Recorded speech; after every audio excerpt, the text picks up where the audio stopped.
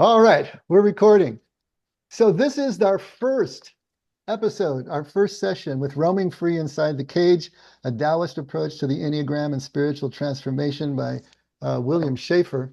And often there are people who are just following us by recording and archives, and so they're not actually here live with us. So any of you who are watching us and watching the recording, you're welcome as well. If you would like to join us live, that's always something that you can do. So just know that's always available. All the links that you will need to join us will be in the comments section underneath the window. As we start this new book, one of the things that I was looking as I was reading through it and looking at it, I don't know that we need to take everything, but I'm still working that out right now. I want to start kind of midway, last two paragraphs of the preface, because there's some really good information there. And then we'll take the introduction. And then I'm thinking we may jump into the appendices and do two of the appendices, one on the Tao itself and the other on the history of the Enneagram, because it seemed like it was really good baseline information that we could use up front just to get a good overview of what we're talking about as we dive into chapter one.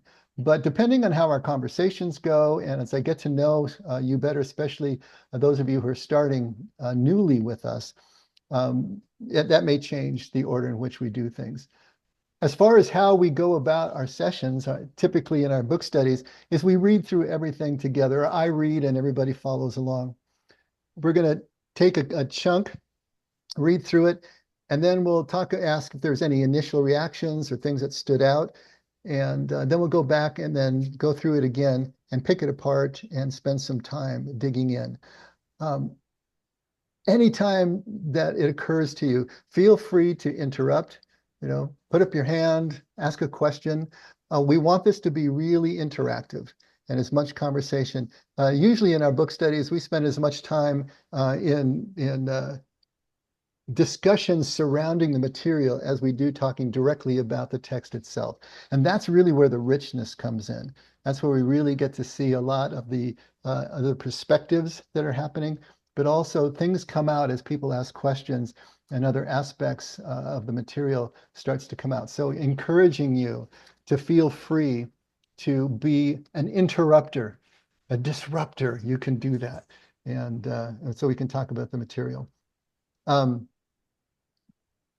One of the things that was interesting of interest to me in this book is that one of the problems that I've had with the Enneagram and the way people have approached it in the past is that it becomes a type that is sort of set in stone. It becomes a label and kind of almost like an astrological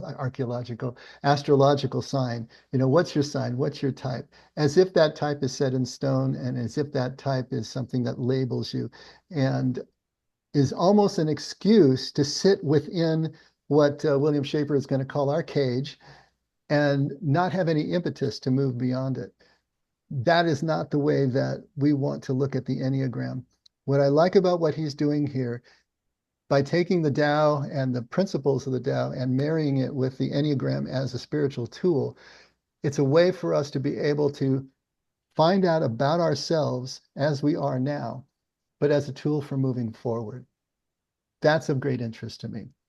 If you know anything about the effect as a faith community, you know that we are contemplatively based.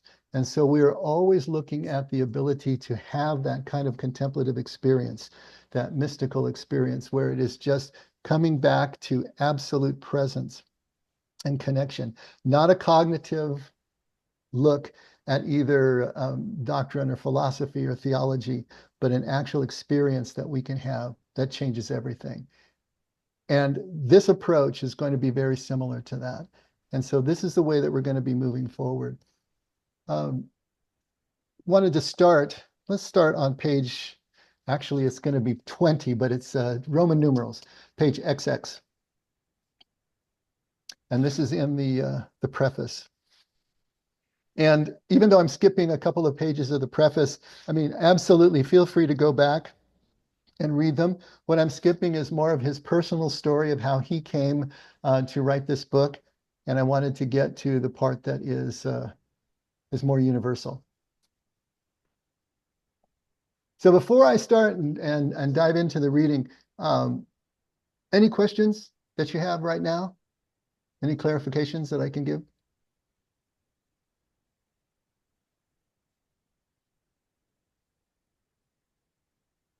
All right, page XX. And then we're going to start in the first full paragraph, why another book on the Enneagram, which I think is a great question to ask. Why another book on the Enneagram? There are already so many excellent books on your bookstore shelf that will introduce you to it, help you to determine your type, and invite you to explore your type more deeply. Some are kind of kitschy and fun, whereas others are scholarly and pedantic. Some reflect a Christian perspective, others have a slightly Buddhist or Sufi flavor, while yet others try to be psychologically mainstream and secular. Where does this one fit, and why might you want to read it? Ultimately, of course, you will have to be the judge of that, but I'll give you the short answer right up front. At first blush, the Enneagram seems a typology, a system for describing psychological types. It is a bit more complicated and sophisticated than some other systems out there, but for many people, the Enneagram remains first and foremost a typology. I believe this is really unfortunate. To my mind, the Enneagram does not describe 9 types of personality, one of which is yours. It describes 9 ways to not be all of who you are, one of which you have unconsciously made your own. The purpose of discovering your type is not simply to know how to better describe yourself, but to transform how you relate to both yourself and to the world around you, so that you may live more freely as the person you were meant to be. The Taoist phrase for this process is the transformation of things. This kind of transformation they are talking about is not a makeover of the physical world. For the Taoists, objects and events have little objective meaning in the first place. A situation's meaning is determined mainly by the observer's relationship to it. Thus, a situation's meaning can change as one shifts how one relates to it. This shift makes it possible to spontaneously find the adaptive path in any given situation without effort or coercion. Zhuang Tzu, a Taoist sage from the 4th century BCE, poetically called living like this wandering at ease in the cage. His phrase suggested the title of this book. The cage can be just about anything. The country you live in, a terrible boss, your marriage, the state of your health or wealth, your personality, your body, or your mind. Taoism doesn't have much interest in leaving any part of the present world behind. It does not seek the absolute in some nirvana or heaven. It simply wants to learn how to freely live in the world at hand. Nor does it care much for understanding absolute truths, of which it remains consistently and thoroughly suspicious. It doesn't want to know about, but to know how. In this book, I want to bring Taoism's pragmatism to the Enneagram. I don't want to just tell you what your type is, but how to grow spiritually within its parameters. A second small advantage of this book may result from the fact that I spent my professional life as a clinical psychologist specializing in the developmental problems of infancy. Studying infants gives you a fascinating different view of humanity. At least it does this once you give up the notion that babies don't know anything and can't do very much. We used to think of them as blank slates upon which the environment wrote a life.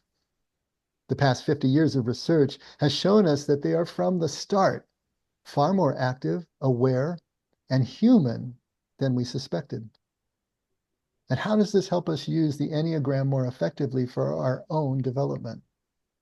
The short answer, the long-winded ones you will wade through later on, is that the infant we once were is in many ways closer to our true self than the adult person we have become. Much of our true self was left behind in our hurry to grow up and join the race. The Enneagram is a kind of map, showing us how to get back there once again, this time with all of our adult smarts included. Taoism understood this in its own way. even though it had very little interest in childhood development, a much later Western contribution to culture. Many statues of Taoist immortals show a fat, smiling old man dancing while carrying an infant. The infant holds the key to his joyful appearance, for unlike adults, the infant is open to and trusting of a presence it does not attempt to define or control. Okay. As you're absorbing that, any initial comments? Anything stand out at you?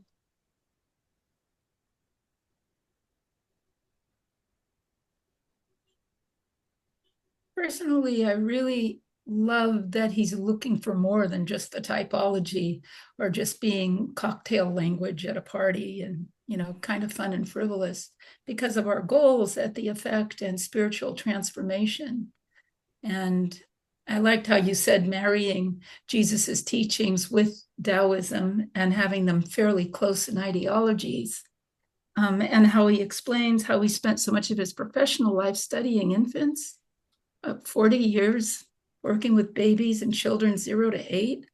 Wow, that's amazing. Mm-hmm. And it was rich for him, and he was observant, and he learned. So there's A lot of good points there. And you're going to see as we go further forward how the infant really does play in, how his study in childhood development really plays in. Because as we have talked about so much through our various studies on contemplative topics, is that the repository for all the childhood trauma and everything that we have experienced so far and are carrying with us that is either limiting or in some way dysfunctional is all in the egoic mind.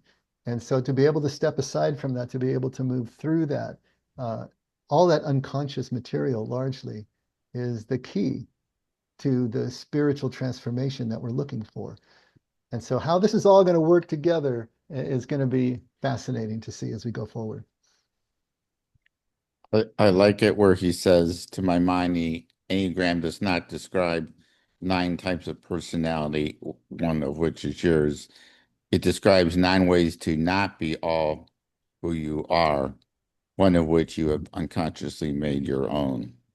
Mm.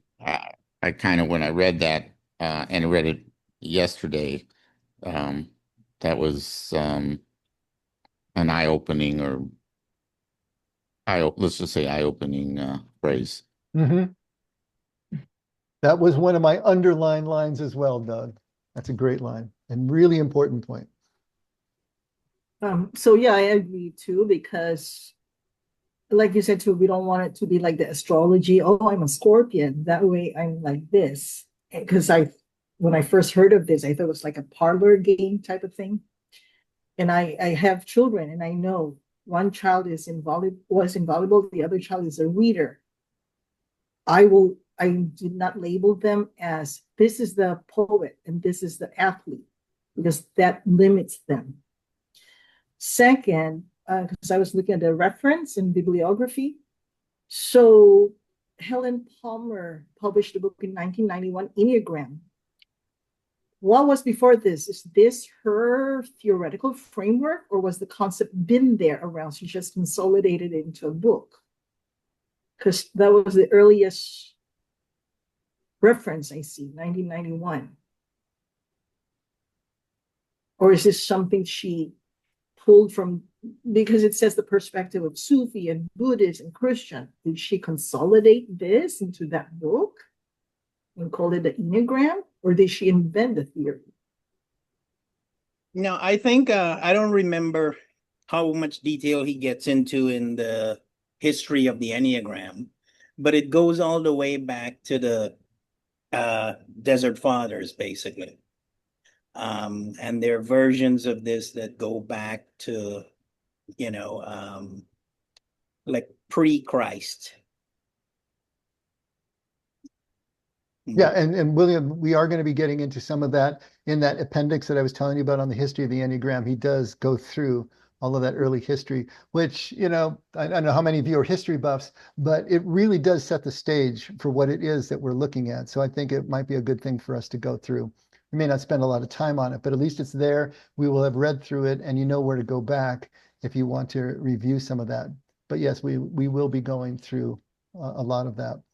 As far as when he talks about the Christian perspective, Buddhist, Sufi flavor, whatever, a lot of this is going to be impinging on what is typically called the perennial wisdom or the perennial philosophy. And that was a phrase that Aldous Huxley, I believe, actually coined in the first part of the 20th century. But it has to deal with that commonality in contemplative or mystical traditions. It's that part of the spiritual experience that stands outside of any sort of cognition, any sort of doctrine or theology or philosophy, anything that is rationally or word-based. It is that pure presence that we're talking about. And so in all these traditions, you have that perennial wisdom that is present. And that's bringing to bear here on what we're going to be studying with the Enneagram and also with Taoist and Christian contemplative tradition. So all of that's going to be wrapped up in all of this as well. Mm-hmm. These few paragraphs, I thought, did a good job of starting to set the stage for the way that we're going to be approaching this material. The line that Doug pulled out, the Enneagram does not describe 9 types of personality, one of which is yours. It describes 9 ways to not be all of who you are, one of which you have unconsciously made your own. So we are going to be finding that we are not immutably tied to any types. We are going to be using them to propel us forward. And so it's a different way of looking at this, hopefully. The purpose of discovering your type is not to simply know how to better describe yourself, but to transform how you relate to both yourself and the world around you so that you may live more freely as a person you are meant to be. Really key phrase there. That's one you can put on your fridge. We'll be talking about stuff you put on your fridge. Put it on that sticker, put it on your fridge. That's an important one right there. We were just talking just last week about the fact that you really can't know anything until you know yourself. And you can't know yourself until you know something about ultimate reality, about what is this life, this world that we're inhabiting. And so the both seem to be, it seems like a catch-22. You can't know God, you can't know ultimate reality until you know yourself, and you can't know vice versa. So how we approach this is going to be really important in terms of identity.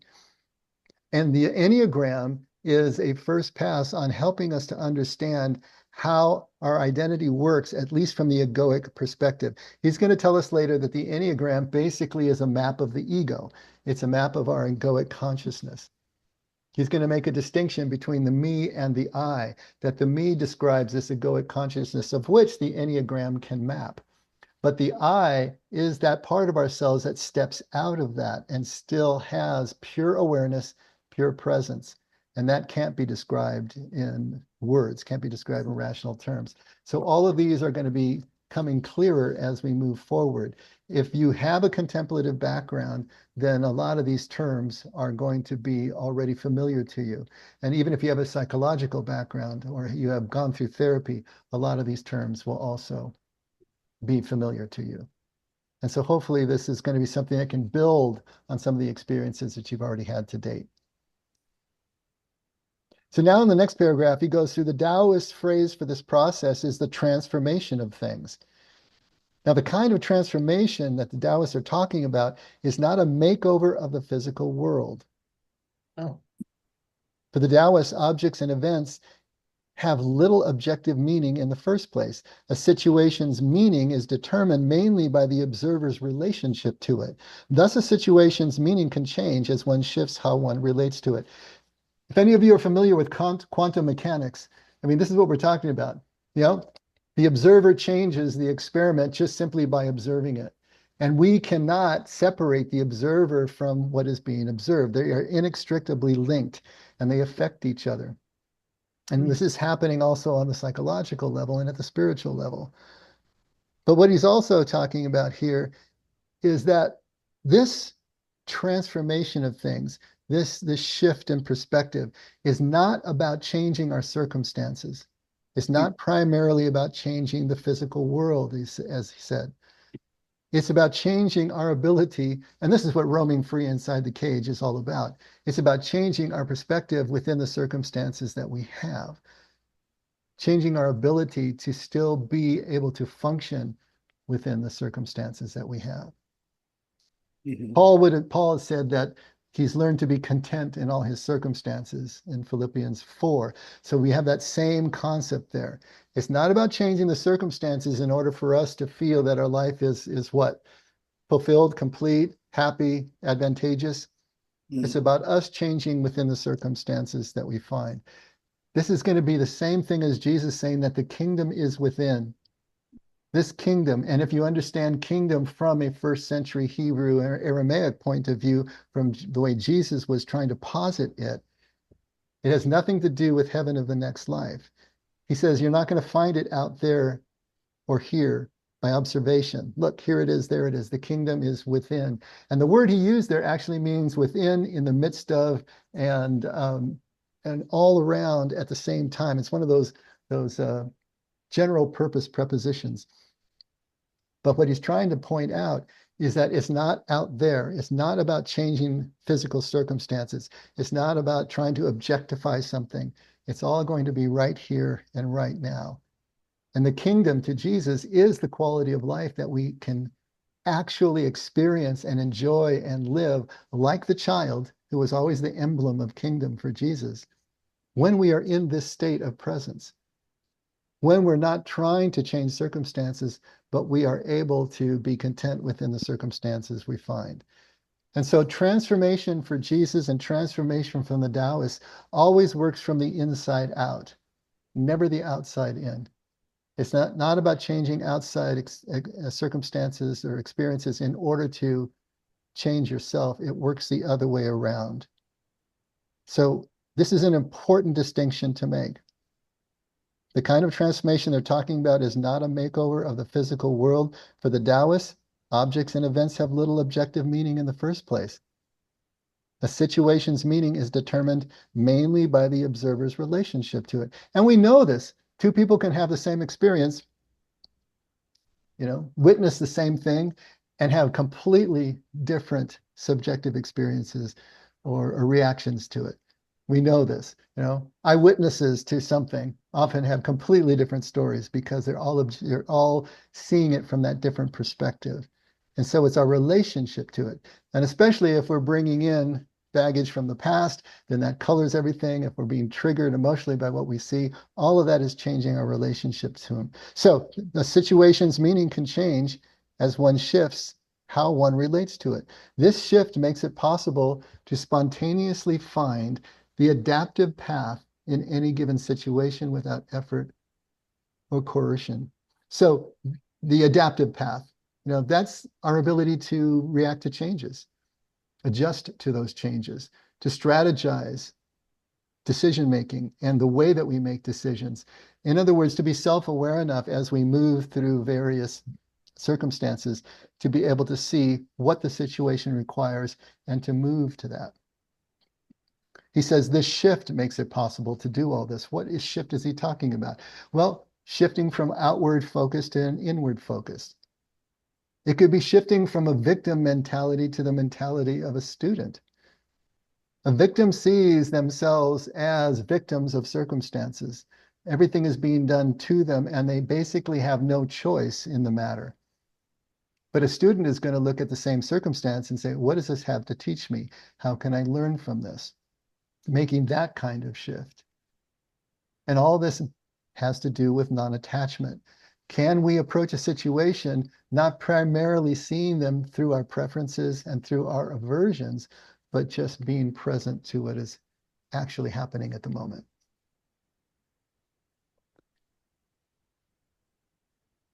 One thing I wanted to do at this point is I'm going to share my screen. Can you all see the screen? Yep. Okay. This idea of the transformation of things, I wanted to just expand it a little bit here. So maybe we can get some of the key principles of Taoism in our heads as well. Um, in Taoism, the transformation of things is understood as a natural process inherent to the Tao, the fundamental principle of the universe. It's a cycle of constant change and interplay between opposing forces, yin and yang, that gives rise to the myriad forms of existence. This transformation is not seen as a linear progression, but rather as a dynamic flow where everything is interconnected and in constant flux. That's a lot of words and it's pretty dense there, okay? But the idea here, this natural process of the Tao, interestingly, Tao literally can be translated from the Chinese to mean way. And it means way in almost exactly the same way that Jesus talks about the urha or the way, Jesus' way. It's not a rule, it's not a law, it's not an ethic. It is a flowing with spirit, as Jesus would say. It's a flowing with these fundamental principles of the universe. And so it's not trying to carve out our way in a difficult landscape, but it's seeing where the flow is going of energy and moving with that. So these key principles here maybe can come into play. The Tao is the source. The Tao is the origin from which all things arise and to which they eventually return.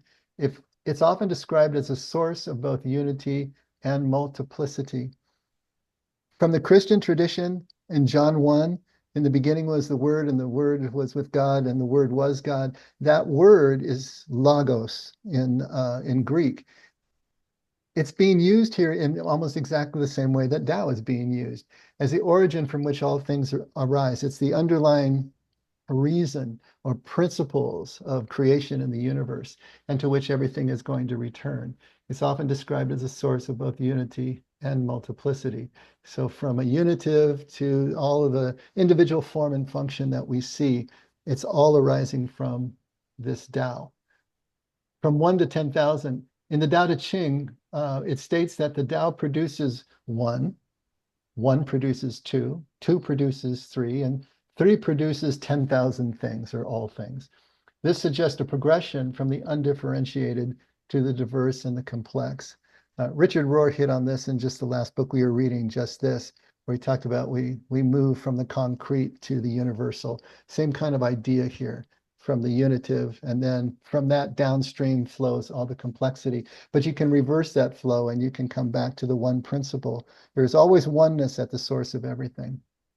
Yin and yang, the concept of yin and yang representing opposing but complementary forces. Example, darkness and light, passive and active, is central to understanding transformation. These forces are not static, but constantly interact and transform into each other, driving change. And this Wu Wei, non-action, is really important. Taoism emphasizes living in harmony with the Tao through Wu Wei, which is often translated as non-action or effortless action. This doesn't mean complete inactivity, but rather acting in accordance with the natural flow of things without forcing or striving. And then there's Chuang Tzu's butterfly. The famous story of Chuang Tzu dreaming he was a butterfly and then questioning whether he was Chuang Tzu dreaming that he was a butterfly or a butterfly dreaming he was Chuang Tzu highlights the fluidity of identity and the interconnectedness of all things. This illustrates the idea that distinctions between things are ultimately artificial and that everything is part of the same underlying reality. But he said between himself and a butterfly, there must be a difference, and he called that a case of the transformation of things. This is probably the most famous story from his book, the Chuang Tzu. It's called the same. Chuang Tzu just means Master Chuang, and it's also what they call the book that he wrote in probably the 4th century BCE. And in the story, he is dreaming that he's a butterfly and he's flitting from flower to flower and he's feeling free and he's feeling alive. And then he wakes up and he realizes that he's himself. But then the next thought occurs, yeah, am I myself who is dreaming of a butterfly, or am I now a butterfly who's dreaming that I'm a man? And that question of, of reality here, and the fluidity of reality and change is huge. It's similar to Descartes. He had the same idea, and he finally came up with, how do I know that I even exist, right? Well, cogito ergo sum, I think, therefore I am, was his answer to that. But the same idea of the fluidity of things. If a dream is as real as the waking life, how do we know which one is which? But if we can flow seamlessly from one to the other, now we're approaching this idea of Wu Wei, the non-action. And now we're starting to approach this idea of the transformation of things. We're not trying to change our circumstances, trying to flow within them. Transformation is a natural process. The transformation of things is not something to be feared or resisted, but rather embraced as a natural and necessary part of life. It's a continuous cycle of growth, decay, and rebirth, similar to the seasons of the life cycle or a butterfly.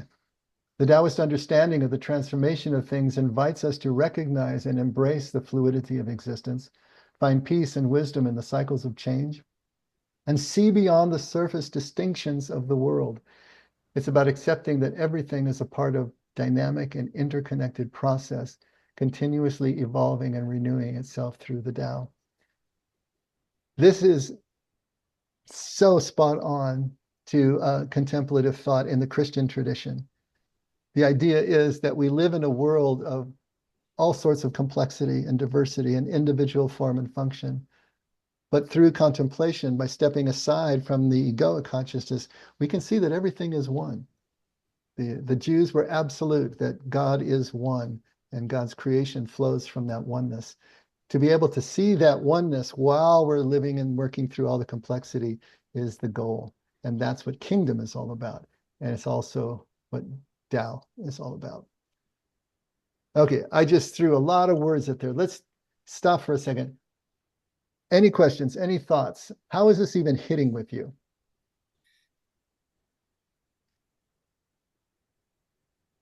I know I have not fully grasped it all,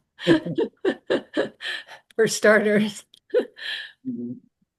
but a lot of it's familiar. Mhm. Mhm. I kept thinking of an example of Wu Wei, and I don't know, it struck me, it's maybe a very simplistic example, but when I have made a decision, when there's been a discussion between me and a loved one, and there are two very different opinions being shared, I check myself and just allow the non-resolution to stand, Mm-hmm. and just not say anything, or that this was a not interesting conversation. Thank you. Mhm. Mhm. That's great, Judy. Mhm. Yeah, we talk a lot about that in terms of contemplative practice, because in our normal Western minds, we prize rationality and cognition and intellectual thought above everything else. And we are children of Greek philosophy and Greek logic. And so we always want to start with a premise and then work our way to the conclusion. And along the way, only one thing can be true at a time. So we have the law of non-contradiction and all of that. And so we have this very logical way of dealing with anything that appears to be a contradiction, anything that appears to be a paradox.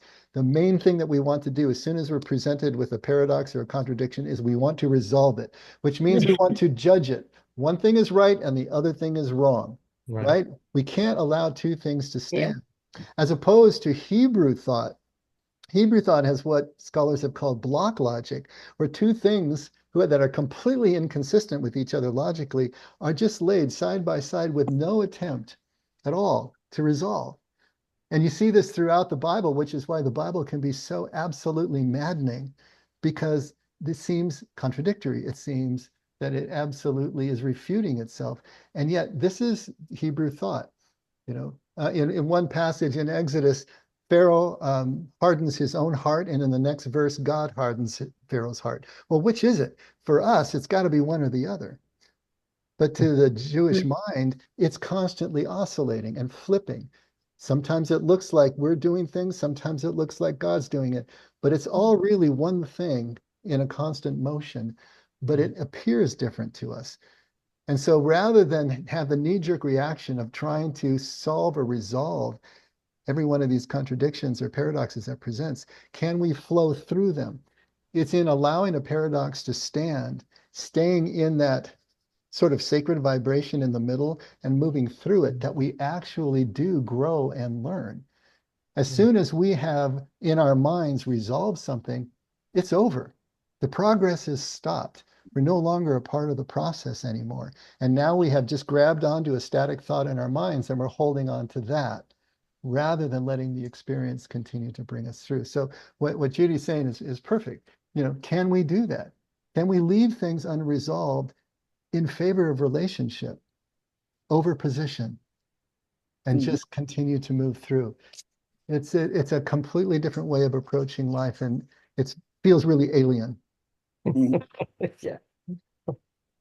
Yeah, David made me, Judy's comment made me think of, like, for example, if a lot of times clients might be experiencing anxiety and we want that anxiety to go away, right? We want to make sure we're all right.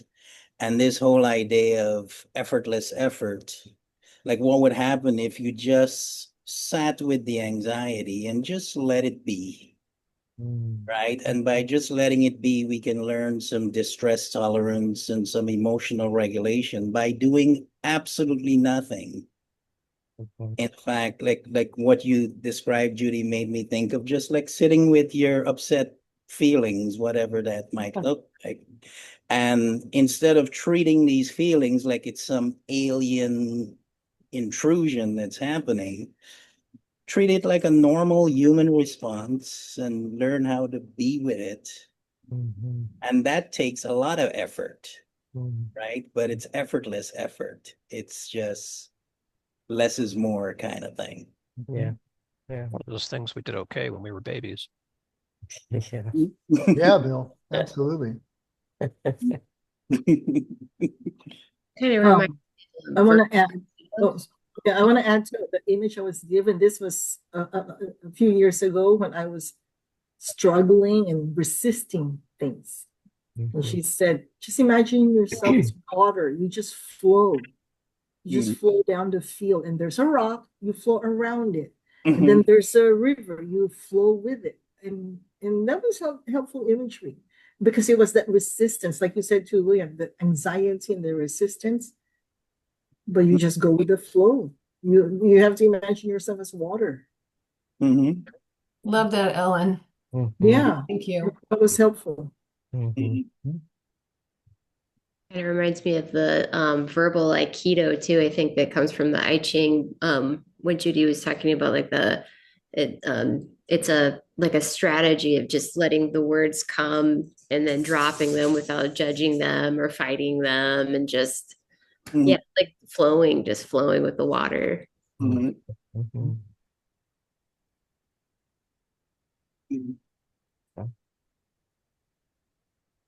Now you may be thinking, what does this have to do with the Enneagram? And that's a fair question, but we're getting there. We're getting there, kind of taking the long way home here. But it's important to start to get some of these concepts under our fingers, because as we're going to move forward, we're going to need to know what it is we're dealing with in terms of the basic principles of Tao. And he'll be circling back around and adding more detail all the time. But I wanted to get some of these principles in and also continue to parallel them back and forth between Christian contemplative tradition, because that's real important for us to do that as well.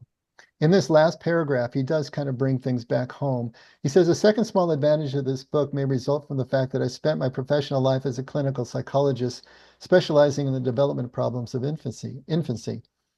Studying infants gives you a fascinating different view of humanity. At least it does this once you give up the notion that babies don't know anything and can't do very much. And I thought this is a really interesting point. We used to think of them as blank slates upon which the environment wrote a life. The past 50 years of research has shown us that they are from the start far more active, aware, and human than we suspected. And how does this help us to use the Enneagram more effectively for our own development? Well, the short answer is that the infant we once were in many ways is closer to our own true self than the adult person that we have become. Much of our true self was left behind in a hurry to grow up and join the race. Now, this has a lot to do with the shadow work that some of you may have done in your spiritual work as well. And the shadow being the part of our personalities that we repress, that we push down. And we normally think of the shadow as negative, but the shadow can be positive as well. It's whatever we experienced in our homes of origin. It's whatever we experienced from our earliest times that was not acceptable to the group, not acceptable to your parents, not acceptable at the home, not acceptable to the school, the church, whatever other groups that you entered into. And so you learned to repress those. You learned not to show those because you got punished for that. And you learned to project what was acceptable to that group. And that's what you were rewarded for. And so, once again, the baby and the infant isn't starting as a blank slate. And any of you who are parents of more than one child, you know this, right? You have seen how the personalities were there from the get-go. And they're building on that. But a lot of that gets beaten down through childhood. That's just the way it happens. Nobody gets out of childhood unscarred. So who we ideally are, is what he's saying, was a lot more evident in the infant and the small child than it is now as the adult. And so really, and Meister Eckhart said this beautifully, he said the spiritual process, the spiritual journey is much more about subtraction than it is about addition. We normally think as we move down our spiritual journey that we need to find something out there and bring it in to complete ourselves. We've got some sort of deficiency. We need to find it and we need to add it to us ourselves to make us more and more developed, more and more enlightened.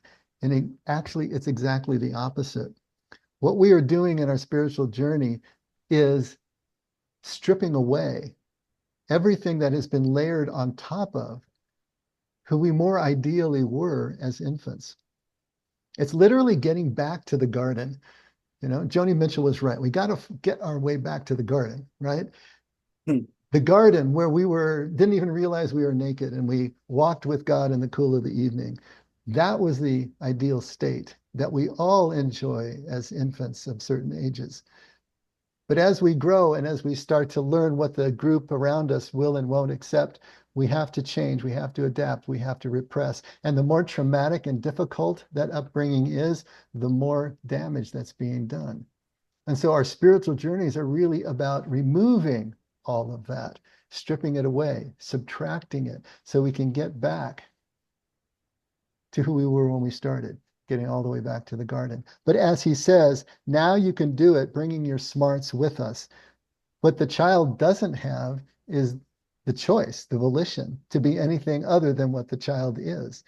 But now for us as adults, with our full self-awareness intact, to be able to go back voluntarily, consciously to that state, that's what enlightenment really is all about. That's the spiritual state that Jesus calls kingdom. That's what we're after here. And the Enneagram can help us do that because it's going to be pointing out to us what we have unconsciously chosen as the way to advantage, the way to get what we need, the way to please and be approved by and accepted by others. That whole mix in there is what the Enneagram can start to show us so that we can better understand who we have become so that then we can transcend it. So he says Taoism understood this in its own way, even though it had very little interest in child development, a much later Western contribution to culture. Many statues of Taoist immortals show a fat, smiling old man dancing while carrying an infant. The infant holds the key to his joyful appearance. For unlike adults, the infant is open to and trusting of a presence it does not attempt to understand. Jesus is always hanging out with children, and his handlers are trying to keep the kids away because in that culture, Jewish men didn't play with kids in public. They certainly didn't talk to women in public. They didn't do a lot of the things that Jesus did. And for Jesus to be wasting his time with children was something that they were trying to save him from. And at every turn, he would rebuke them and he'd say, let them come, let them come. For such as these are kingdom. Children are kingdom personified. Children are this pure state personified. They haven't learned and haven't been forced into anything else yet. So Jesus is always talking, you have to lose your life in order to find it. That's that process of subtraction. We're going to have to step aside from all the things that we have learned to be. We have to start to embrace our shadow, find out what's down there that's been repressed, and reincorporate it into our whole self. In other words, we need to become free of the trauma and the limitations that we have placed on ourselves unconsciously, and circumstances have forced us to place on ourselves unconsciously. And so this is the process that we're talking about here. And this Enneagram is a kind of map showing us how to get back once again to where we started. And it's a map of the ego, the map of the egoic consciousness. And he'll make that clear in the introduction that we're going to read next time. Can I say something? Yeah. I don't remember in what context I did this. It might have been with church, with you guys, or it might have been in some of the adult child work I did. But I remember pulling up, the group was asking us to pull up pictures of our little selves in whatever age we were, that we could find, just to kind of reimagine, just re-experience what we might have been like as children that we might have forgotten entirely. And sometimes those old photographs helped me see the joyful Judy that was there, that was just locked up in the moment and enjoying and embracing all of it. And that moved me so much. I saved it because it was it helped me reclaim, I think, to start getting closer to who my true self is. And it was a beautiful way. I would recommend it to anybody who wants to go back through the archives of your own young lives. It really was quite connecting for me. We did that on one of our anniversaries of the faith Is that community. what we did? I couldn't Yeah, remember. where we took all the leadership and all the the people who are part of our community, and they all brought a childhood photo. And we created a montage or a slideshow kind of these. And of course, the fun thing is try to guess who these people were. Some people it was absolutely obvious, and other people, who the heck is that? Whoa, really? But just what Judy said, it kind of snaps you back. It's like, wow, that's look at that smile, look at that obvious and absolute abandon to the moment, like you were saying, Judy. Where did that go? How did that get so covered over with everything that I become? And you kind of realize how far that you have veered. And what we're trying to do here with the Enneagram and with contemplation, with Jesus' way and the Taoist way, is to come back, is to be able to come back to that, to rediscover who we were at the beginning. Everything that we need is already within us. I love the analogy of Michelangelo, the famous sculptor and painter. And when he was given a block of marble and commissioned a statue, let's say a horse, what he would do is he'd walk around the block over and over and just study it until he could envision every aspect of the finished product to the last vein and muscle. And when he could fully envision it, he said the only thing left to do was remove everything that wasn't the horse. And so our full kingdom person, our ideal self, our highest, healthiest self, is already standing within us as if frozen in a block of ice. Our job, as we move through our spiritual process, is to remove everything that is not that. And The thing is, though, we don't focus on the negative space. And that's where the analogy kind of breaks down a bit. It's really just the natural abrasion of life as we move through it, as we're willing to continue to move through it and not resolve paradoxes and contradictions, but move through that space that takes away everything eventually that is not who we really are. And that's the process here. It's very different than the way we typically want to express it. We want to talk about self-development often, or spiritual development. But if we're focused on that, that's an egoic process. Jesus says you need to lose your life in order to find it. So we're not trying to grab on and make something happen or make ourselves into something else. We're trying to rediscover what is already there, which is a very different kind of process. It is that effortless effort. It's that wu wei.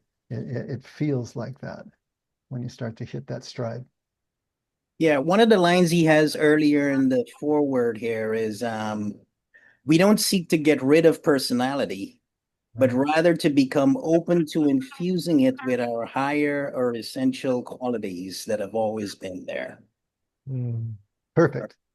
So it's like, yes, there is this stripping away, but ultimately the ego is always going to be there.